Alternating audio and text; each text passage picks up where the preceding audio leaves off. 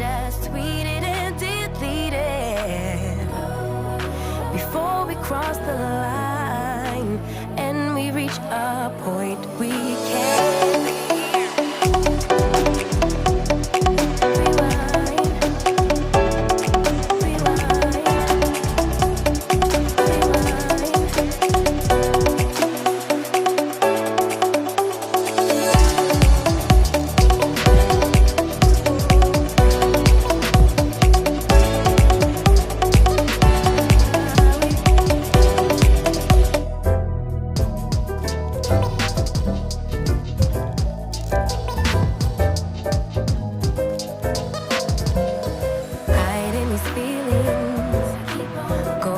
changes. I'm just so mad, but now it's at my own expense. So I'ma just tweet it and delete it, knowing you won't read it before we get too far away.